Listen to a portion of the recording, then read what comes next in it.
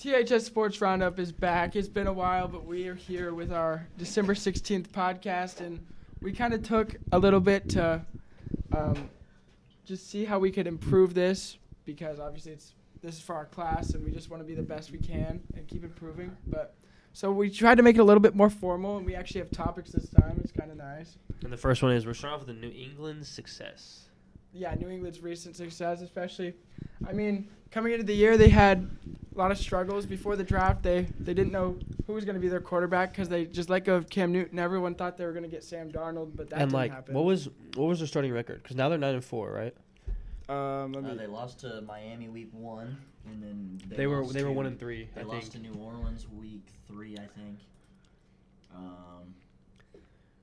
Their record to start, I think it was like. Yeah, they lost to the Saints, the Dolphins, and then they lost to the Cowboys. So they went 3-4. Saints, Buccaneers. Yeah, they started off 1-2. Yeah, I started off 1-2, and now they're 9-4. And Mac Jones is a rookie under Bill Belichick, and he's stepping up a lot for that team. Yeah, they started off 3-4. Something like that. I don't know. Week 2, lost 3-3. Except for the game with he didn't really step up in the Bills game, but you know what? Hey, they still won. Phenomenal job handing the ball off. Still won. He's filling a role down there in New England. I mean, even though he only threw 3 passes in a game against the Bills, I mean, it was based on weather, and the Bills, it's not like they did anything to defend. I mean, it kept working, so I mean. Yeah, speaking of the weather, like the running back duo with Stevenson and Harris, it's just. If it ain't broke, don't fix it. I mean, exactly. I don't know what to tell you, but. Everyone got mad that Mac Jones only threw 3 passes, but you saw what happened when Josh Allen tried to throw in the wind or whatever. He was like 38 pass attempts. It wasn't that much, but it was like. He was not completing the ball. His completion percentage was not really there, but. It was not good at all. Basically, I mean, those two with the ball in their hands, very explosive players, especially with that offensive line they got in New England and with Bill Belichick. I mean, he's good. He's a good coach on all 3 levels of the game or phases, whatever. One thing that did bother me is when he traded Stephon Gilmore. But I don't know the reasoning behind that. He's probably too old or what. He got injured. Cap hit. Yeah, cap hit. And, I mean, I wish we would have got more than a third. We got a third or a sixth for him. But, I mean, you haven't really – the Patriots haven't really skipped a beat since then. I mean, they got guys just – J.C. Jackson's locking them down. So guys at all levels of the game. But the only downfall to the Patriots, I don't believe they will ever win in a shootout-style game because every time that Mac Jones actually throws the ball consistently, they're always up in games. They're always in a position to where they are able to throw the ball. And they use a lot of play action because they have that duo that's always consistently successful. But and no team can tell if they're going to run it or they're going to pass it. But the thing I will say about Mac Jones is going back to the RPO, is that he doesn't really have a receiver that can get open most of the time. So the RPO, it's either like he runs or he just does a check down instead of like going 15 yards on the field possibly with the play action. Well, yeah, that's their main struggle right now. They're only I don't know, this may be a big factor coming down the stretch with teams that can actually score the ball. I mean, like teams like the Bucks that just put up a lot of points, even though they held the Bucks to a lot of points, but that's because, I mean, Belichick knows. But, see, they went down against the Saints, and they lost by 15. I mean, once they get down, it's just if they can fight back and push the ball down the field like they have to through the air. Yeah, I think I clearly love New England, really want them to make it to the Super Bowl and hopefully win, but I think that will be the one thing this year that might prohibit them from doing that. Is the fact that their number 1 receiver right now is Kendrick Bourne, and he is, I mean, love the guy, but he's an average quarterback. He's an average wide receiver. He's a wide receiver 2 on any other team. So I think New England has a lot of upside in the future if they can, this offseason, if they can get a legitimate wide receiver 1 or draft a legitimate wide receiver. But, yeah, I agree that shootout games are definitely not New England style. Yeah, I mean, I would like them to get – I think a good guy for them would be Jameson Williams. And, I mean, I feel like this year in the offseason they tried to push back towards that duo they had with Gronkowski and Hernandez before Hernandez, killed people. But, I mean, they had Cook and Henry, and I just don't think that went where he expected it to go. Henry's kind of – oh, not Johnny Smith, whatever. But, I mean, I don't think that they, performed the way that he assumed because, I mean, Hunter Henry's come through a little bit, but hasn't Johnny been hurt a lot? Johnny's been hurt a decent amount, but he's also been Hunter Henry's their main guy. Like, Johnny Smith just doesn't get a whole lot of. Yeah, the only question is if they can beat a team that's like a shoot. Like, they have a decent schedule with the last 4 games of the year. They will definitely show what they really have against the Colts on Saturday, but I mean, I see a similarity with New England and also the Chiefs. Because the Chiefs, they went, the first game they won, second game they lost, third game they lost, then the fourth game they won, and then I forgot the rest of that. But then they went 3-4. But now the Chiefs are 9-4, 10-4. I think it's 9-4 because I think that they had a bye week. So yeah, they're 9-4, and the reason that they are 9-4, they won 6 straight, is because of their defense. Defense of all things for the Chiefs.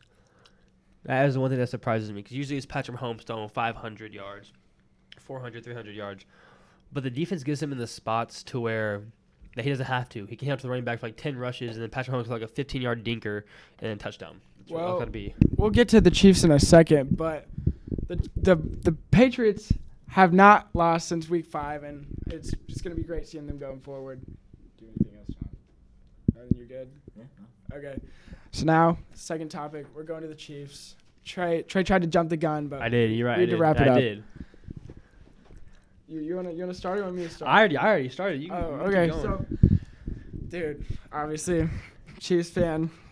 It's been a struggle, like that Steve Harvey ESPYs thing, dude. It was a struggle. I mean, 2012, 2-14, man. We drafted Eric Fisher with the first pick, a left tackle. That was 2013 draft was like one of the worst drafts ever. Let's just. What about the 2017 draft with Patrick Mahomes? That was a good draft pick. No, I'm saying like the. I know what you're saying. I know the you're 2013 saying. draft as a whole just was I'm not just messing good. with you. Yeah, I know. It was a terrible draft. But we also got Travis Kelce in that draft. But whatever. That was probably one of the best tight ends in the league, if not the best. Being biased here. No, but I mean, we got Andy Reid in 2013, man. Turned it around, but we were a defensive team with Alex Smith just kind of like being captain check down, bro. And it was a struggle still, but because we could not win a playoff game. But then, as Trey said, in 2017 we got Patrick Mahomes, and then we just had this explosive offense. Technically, we had it in 2018, 2019, not really 2017, because. Well, yeah, Alex I mean, he Smith. sat for a year. Yeah, everyone knows. You knew whenever he got drafted, But Smith was gone soon. But the game that everyone realized was that Patrick was going to be good. It was the Broncos game he came in for. Yeah, in 2017, week 17 against the Broncos, he won in a close game. His number 1 receiver was like rookie or second year receiver DeMarcus Robinson. All right. Technical difficulties. And he had Albert Wilson as his number 2. Like, dude. Oh my God, it was a struggle. But I mean, they've been so explosive. They didn't really have to have a defense. Like 2018, it was a shootout. That Monday Night Football game against the Rams, it was a shootout. We just scored. We had those big plays, and we always lived on the edge. And we always didn't know how to live without those big plays. And now, in 2021, with everyone playing that cover 2 shell. The defense is the ones that have to step up because Patrick Mahomes, Tyreek Hill, and all them, they can't just throw down the field because they're going to double Tyreek Hill and Travis Kelce. But they got an addition of Josh Gordon, which to me, they need to utilize him more. He got used against the Raiders. He had a Touchdown. Screen and a RPO out route for like a first down. Yeah. But no, really, the Chiefs, even though their offense isn't producing as much as everyone would like, their defense has been the ones doing the best they can. So that way they just get the offense in correct position to get the ball down the field and just making sure that we score and win games. That's what's been happening for the last 6 weeks. 6-game win streak took us to 9-4. And hopefully the Chiefs can just ride off of that the rest of the year. But basically the point of all of this was, we're kind of switching to what our game is. And I feel like a lot of the offensive players haven't really ever had a defense that they can, count on, which is what they've had for the past few weeks. And they just kind of need to settle into that role of, what they're not necessarily always the best at, which is just kind of moving the ball with what they're given instead of just trying to do, a 70-yard touchdown pass to Tyreek Hill. Because coming from a personal Chiefs fan, if you think about it, Patrick Mahomes sometimes does. He tries to do too much when he has an easy check down open. I know he's want to go for those. He sees someone's open, but there's a cover 2 right now, as everyone's running against the Chiefs. Like, I don't know which team it was. It was in there, like, the past 3 weeks or whatever. They went, I think it was like a cover 1 or something, and then they switched to a cover 2. Who was it? I don't know. I just remember saw a replay of it in the end zone. It wasn't the Raiders, but it was with the teams that we played recently. They switched to cover 2, and the Chiefs just couldn't get the big old plays downfield. But I just personally think if the Chiefs just do what they need to do, take their yards, let their defense work as of right now, because the defense is on a hot streak. Speaking of the Raiders, first play of the game, Mike Hughes, fumble recovery, perfect. Then we had a Tyrann Mathieu pick, right? And then whatever else happened in the game, I don't really remember. But all I know is the Chiefs won that game because of the defense. Well, and to go back to Toby's point, the Chiefs have not really had a defense that they can depend on, and I think that's what they did back in the day, but when they had like Matt Castle, but they don't anymore. And I think what Toby was getting at was that Patrick Mahomes had to do a lot because the defense could never back him up, so he was forcing balls downfield to try and make something happen because he had to, because the defense couldn't do anything. And then that was causing them problems because he was throwing picks, people were dropping balls, and then the defense, to add on to that, couldn't back him up, so it was just all piling up. Because like more than half of Mahomes' picks have been off the receiver's hands. Yes, I will say Patrick Mahomes had like 3 or 4 bad passes. Like one was over Travis Kelce's head, and the other he just threw it up and then it got picked. But yeah, I just think that Patrick Mahomes, he's just not used to like having a defense as in like the past 2 years. But now since Spagnuolo got his stuff together, and now because like the Chiefs are bringing Spagnuolo back next year, so hopefully, I think that's what I've been hearing. But Spagnuolo, since the 7th week, has been putting on a show with the defense and like all the play calls and everything. And getting Nick Bolton in there, Willie Gay getting some picks here and there, Chris Jones and Melvin Ingram, a dominant duo on that defensive side. Well, and I think the Chiefs, what has come with the recent success is that they've been doing that. They've been taking what the defense is giving them. They've been running the ball more. They've been relying on defense to make stops and then just making sure they score on offense and not trying to force anything. And I think that's what has led to the recent success. And I think just like people just keep saying, oh, the Chiefs aren't they're not throwing the best. Well, in all reality, the defense just sets the offense. I meant to say offense, I said defense. But in reality, the defense just sets the offense up in good positions for the most part for the past 6 weeks. So that's why I feel like Patrick Mahomes' numbers are low, the running backs, receivers, all that. Well, all I got to say is the defense's recent success, Frank Clark came back. The acquisition of Melvin Ingram, and then, we had 3 consistent rushers that are getting the passer consistently now, which we didn't have in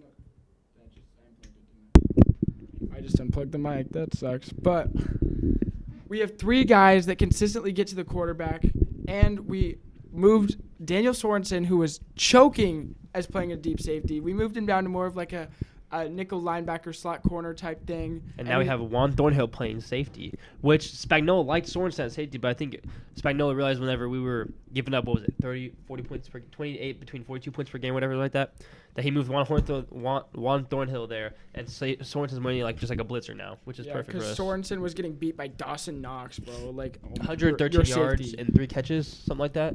It was so bad. Jesus. But basically, the Chiefs just need to settle into their roles and figure out who they are now based on the way people are playing them. One person that's been selling to his role, and here we're going to go to the standout rookies, is Creed Humphrey. Creed Humphrey has been selling to his role. He has the 3rd most snap plays with 908. He has 4 penalties all year. He's only allowed 1 sack. And he is the highest overall graded rookie, rookie coming in this year. Yeah, I think the Chiefs really hit on Creed Humphrey, and also Nick Bolton has really been stepping up on the defensive side. But if we're really going to get into the rookies, we got to bring up my boy Mac Jones. He does have 419 dropbacks. He has 270 completions. Leading the Patriots to the number 1 seed after Cam Newton's awful year last year, I think is just something that can't be overlooked. I think the stats they're pedestrian, but they're very good for a rookie. I feel like the main reason his success is also he's coached by a really great coach, and Bill Belichick. Bill Belichick, you can't go wrong with Bill Belichick knows what he's doing. He did it with Tom Brady, 6 Super Bowls? And in my opinion, just going off topic real quick, Tom Brady only won the Super Bowl because it was Tom Brady. I'm sorry, but Bruce Arians didn't do that much. It was just the defense mainly and Tom Brady. But yeah, anyways, Mac Jones is 19th in passing, higher than any other rookie. Or in passing yards, my fault. In passing yards, higher than any other rookie on there. And then he throws about every 2 TDs is about a pick, which, I mean. Well, and I think Bill Belichick's plan right now is to develop Mac Jones like he developed Tom Brady. I'm not going to be one of those people that's going to say Mac Jones is the next Tom Brady, because he's not. Nobody's ever going to be like Tom Brady. No. But Belichick is using the same recipe by leaning on the defense, relying on the defense, and just taking what the defense is going to give you on offense. And they're just going to pound the ball. They're going to keep running. They're going to run their way as far as they can into the playoffs, and they're going to let Mac Jones make a throw when he needs to. And I think that's a very good recipe for success in New England. Yeah, Belichick just knows that his boy down at Bama, Saban, just going to get his guys right for him. But, I mean, yeah, Mac is different. Won the national championship for Bama last year. And I think back-to-back championships? I mean, who knows? But next guy up, Micah Parsons. He's been like the consistent rookie of the year, and people want him to win defensive player of the year. And he's had 54 tackles, 3 forced fumbles. 3 forced fumbles. He's third in the league. But if you think this is the crazy stat.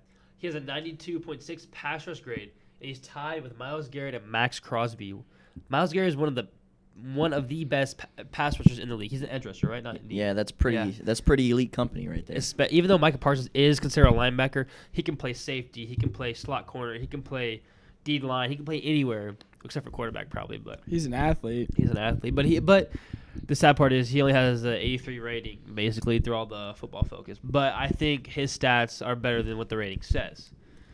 So who do we got for rookie of the year, man? Me personally, I want Creed Humphrey just because he's a lineman, but I definitely feel like it's going to go to a quarterback or Micah Parsons or a defensive player. Offensive Rookie of the Year is definitely going Mac Jones. I'm not saying Creed Humphrey's not good. It's got to be Mac Jones. Linemen never win. Linemen never win, and the way Mac took New England from last year to this year is just unbelievable. I honestly think Coach of the Year has got to go to Bill Belichick too for the turnaround he had in just 1 year. But I think Defensive Rookie of the Year is definitely going to be Micah Parsons, and I don't think there's much debate on that. No, I agree with the Coach of the Year because they had terrible last year. Drafted Mac Jones, went 3-4 or whatever, and now they're 9-4, top of the AFC, tied with going to this next segment, tied with the Titans and Chiefs, and Pats are coming off a bye, right? There's a 3-way tie at first with 9-4, the Pats, Titans, and Chiefs, and the AFC is really heating up, and also with the NFC. We haven't got to that, but anyways, they're tied 9-4 with the Titans and Chiefs. Oh, the Patriots? Yeah, well, we can get into a playoff picture right now. But, yeah, like Troy said, at 9-4, at the number 1 seed, well, tied for the number 1 seed. Well, not exactly tied because the Titans beat the Chiefs, but they all have the same record. At seeds 1, 2, and 3 is the Patriots, Titans, and Chiefs. The Patriots are coming off a bye, which might have a big deal with them going forward. Wait, who's seed 1 again? The Patriots. Oh, yeah, that's right. But I mean that makes a big deal because I think that if the AFC Championship games in Gillette, like we all know who's gonna win, and it's just pretty simple because Bill Belichick's he's just not gonna let that happen. But another thing is the AFC. There's 5 teams at 7-6: the Broncos, Bills, Bengals, and the Colts. And I will say Broncos surprises me. Not because Teddy Bridgewater's a bad quarterback, but like they don't have a main quarterback and a main running back. They switch between Melvin Ingram and their rookie. They're wasting Drew Lock's career. That's Drew Lock facts. is literally good. Give Drew Lock a chance. I say Drew Lock should go to Jacksonville or he should go to No, Carolina. Drew Lock in Carolina, he will literally he'll be like he'll be like Matthew Stafford to the Rams. Drew Lock, man, love that guy. But I really think it's interesting, like the teams that are still in the hunt in the AFC, because like I know the Broncos, you guys said, is surprising. I really don't want the Broncos to make the playoffs. I like the Broncos, like they're okay, but they're just such a boring team. Like with Teddy Bridgewater, a team that I really want to see sneak their way in the AFC is the LA Chargers, because they are just the Chargers are in. Not yet, but. All right, Toby's fact checking me real quick. Anyway, but they're just such an exciting. The Chiefs. They're just such an exciting team. Yes. Yeah, they're in. They're in 5. Yeah, they're in. Yeah, no, they're in. Oh, okay. Oh, I was talking about like the last spots. Okay. Yeah, no, I'm just saying I really think they're a really exciting team, and I think that Justin Herbert is really taking them in a good direction. And to go along with that, I'm sorry, but the Jets and Jaguars, they're gonna have to do something with their team sooner or later. Oh, Urban Meyer, the best thing he's done all year is have that girl twerk on him, but whatever. And so in the NFC, there's a 3-way tie for the Hey, one I seed. respect the grind. Oh God. What are you trying to say there? Okay, so now there's a 3-way tie for the 1 seed with 10-3 Packers, Cardinals, and Bucks. I feel like the Cardinals are the ones. No, I feel like the Rams will sneak their way into one of the top 4 No seeds. chance. Overrated. I mean, Odell Beckham's one of the smartest players ever. Catch a screen pass, goes back out of bounds behind the line of scrimmage, and keeps the play clock going. That's not one of the smartest players ever. That's one of the smartest players. That's just a veteran move. High IQ play, baby. 1,000. I'm not saying it's not a high IQ play. No, I'm no. just saying it's. No, but about the NFC, the best 1-10-1 team I've ever seen in my life, the Lions. I've been talking about this every single day for the past 10 years. They're the best. They are the best. Past 10 years. Yes, the best 10 years. Listen. The best 10 years. Yes, the best 10 years. Interesting. That's. I'm pretty sure he means the past 10 weeks, folks. But Look, just hang with it. The Lions, they lost to the Ravens by 2, a great team. They lost to the Bears by 10, an okay team. They lost to the Vikings, their divisions, by 2. They got smacked by the Bengals. They only lost by 9 to the Rams. They got smacked by the Eagles. They tied with the Steelers. They should have beat the Steelers, but they can't. And they lost by 3 with the Browns, 2 by the Bears. They beat the Vikings by 2. What are you trying to get at here? Because like what you're showing is basically, even if they won all those close games, they're still just mediocre. Yeah. No, but it doesn't matter. But their record. And some of those games you're saying like only 9 points. That's still 2 scores. Like they're not gonna win that game. They still have to get the ball twice. Yeah, but here's the thing is they don't lose by a lot. Is what I'm trying to get at. They don't lose by a lot. So technically they're not the worst team, but record wise they are. What's their record? Record wise, they're one team. Yes, they're the worst team. But the scoreboard does not show they're the worst team except for the Eagles game. But no, technically they're the worst team. But in reality, they're still the worst team. Free T.J. Hawkinson and Penei Sewell, and who's the other dude? The DeAndre running Swift. back, DeAndre Swift. DeAndre. They're gonna waste. DeAndre. They're gonna waste their careers, and it's gonna be awful. But Oh well. Now, next segment, we have. Let's go into the. There might be. Okay, no. Let me introduce this. Oh God. Stephen A. Smith, my boy, Stephen A. Bro.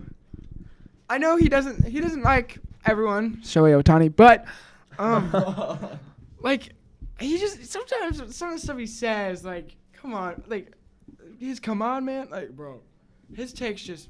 He said the other day there's gonna be a Super Bowl rematch between the Chiefs and the Bucks, which, I mean, at the beginning of the year it was like, yeah, maybe. I could see it now though. Not being biased, but I could see just how the game's I going. could definitely see it happening, but I do think that's still a pretty bold take. I don't think that's gonna happen. In the middle of the year with all the Chiefs' struggles and the fact that they're gonna have Tom Brady's gonna have to play the Cardinals or the Packers in the I'll be NFC honest, Championship. That's not. I wouldn't say it's gonna be challenging for Brady, but it's gonna be challenging for the receivers and the defense, because Rodgers is a man of wonders, and Kyler Murray just got some quick legs that can get past all. Yeah, Rodgers always chokes does, in the NFC but- Championship, though. Like, I saw this meme the other day that was like, what is the NFC Championship? And it was like, the NFC Championship is the annual game where Aaron Rodgers loses in the playoffs. But And I was like, that is pretty true, man. But Like, the thing with Rodgers, he's not want to play for Green Bay anymore, right? He still has a 10-3 record, and he doesn't even want to play for the team.